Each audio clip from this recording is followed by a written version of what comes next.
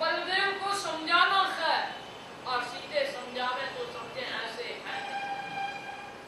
जिस रास्ते से बलदेव घूम रहे हैं उसी रास्ते के ऊपर ये सिद्धार्थ नाम का देव है। ये सिद्धार्थ नाम का देवा मरी हुई गाय को दूध पिला रहा, मरी हुई गाय को दूध पिला रहा है। वहां से बलदेव निकल रहे हैं और बलदेव उसे कहते हैं कि ये क्या मूर्खता का कार्य कर रहा है, गाय मर गई है उसे क्यों दूध पिला रहा, क्या मरी हुई गाय दूध पीती? वो कहता है कि बलदेव अगर कृष्ण जी को जिंदा कर सकते हैं और उसको अगर खाना खिला सकते हैं तो मैं मरी हुई गाय को दूध क्यों नहीं? उसकी मजाक उड़ाते हुए भी आगे निकल जाते हैं, मगर फिर भी दूसरों को उपदेश देना कितना आसान होता है, मगर स्वयं के जीवन में उसका पालन करना बहुत ही कठिन होता है। उसकी मजाक करते हुए बलदेव आगे निकल जाते हैं। आगे देव दूसरा रूप करके खड़ा हुआ है, जले हुए वृक्ष हैं जिनके अंदर फिर से उगने की कोई क्षमता नहीं है, उन सभी को वो पानी दे रहे हैं। उसे बलदेव कहते हैं कि ये क्या कर रहे हो, इन वृक्षों को कितना भी पानी दिया तो भी वृक्ष फिर से ताजे होने वाले नहीं है, फल या पुष्प इनके ऊपर कुछ भी लगने वाला नहीं है, ऐसे निष्फल प्रयत्न नहीं करते। बस वही जवाब मिलता है कि बलदेव अगर मरे हुए कृष्ण को जिंदा कर सकते हैं तो मैं मरे हुए वृक्षों को जिंदा क्यों? फिर भी समझ में नहीं आया कि ये मेरे लिए क्या रहे। एक ठोकर से नहीं समझा, दूसरी ठोकर से नहीं समझा, तीसरी बार आगे जाकर के शीला के ऊपर कमल को लगाने का प्रयत्न कर, कमल के झाड़ को, कमल के वृक्षों को लगाने का शीला के ऊपर प्रयास कर रहे हैं। बलदेव उन्हें भी कहता है कभी शीला के ऊपर कमल आए हैं, अगर ये कमल को उगाना है तो पानी और कीचड़ के अंदर उगाओगे तो आएंगे। फिर से वही जवाब मिलता है कि बलदेव अगर मरे हुए कृष्ण को जिंदा कर सकते हैं तो मैं शीला के ऊपर कमल की उत्पत्ति क्यों नहीं करा? फिर भी तीसरी ठोकर खाने के बाद में भी आगे चौथा दृश्य निर्माण कर दिया कि एक रथ के टुकड़े टुकड़े छोटे छोटे टुकड़े हो गए हैं, उसको जोड़ करके सुधारने का कार्य रथ का आदमी कर रहा। उसे भी बलदेव यही बात बताते हैं कि भाई ये टुकड़े टुकड़े हुए हुए रथ कभी फिर से रथ जुड़ पाता है नहीं। अगर जहां तक बलदेव कृष्ण महाराजा को मरे हुए को जिंदा कर सकते हैं तो टूटे हुए को जोड़ना तो बहुत आसान कार्य है। चार चार बार ठोकर लगने के बाद में बलदेव को कुछ ख्याल आता है कि मैंने भूल। चार ठोकर के बाद में बलदेव समझ जाते हैं। हम कितने ठोकर के बाद में समझे? हम कितने ठोकर के बाद में समझे? ऐसी रोज कितनी ठोकर लगती है? कितनी ठोकर लगती है? ऐसी कोई ठोकर लगती है क्या? हमारे जीवन के अंदर कदम कदम के ऊपर ऐसी ठोकरें लगती है, मगर फिर भी ये आत्मा समझती है।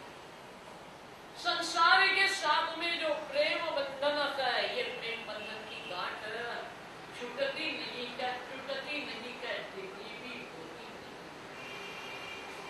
जितनी जितनी परमात्मा की वाणी सुनते जावे वैसे वैसे शास्त्र कहते हैं कि दृष्टि का परिवर्तन होना।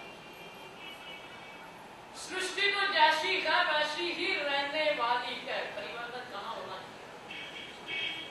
दृष्टि में परिवर्तन होगा तो सृष्टि में से महासत्य हम अपने जीवन में स्वीकार करेंगे। मगर अगर दृष्टि में परिवर्तन नहीं हुआ तो सृष्टि में परिवर्तन नहीं हुआ तो सृष्टि के अंदर कितने भी गिरे पड़े हैं हमको समझ नहीं हुआ। शास्त्र का मनुष्य क्या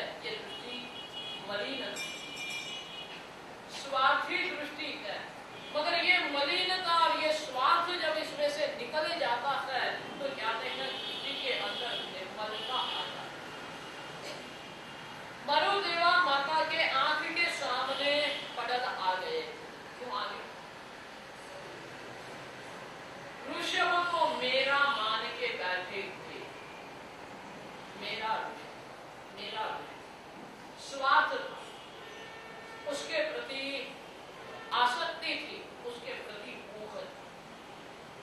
और जब ये बंधन टूट जाते हैं, दृष्टि निर्मल हो जाती है, तो क्या होता है? तो क्या होता है? जिसके निमित्त से हजार हजार साल तक चालू है,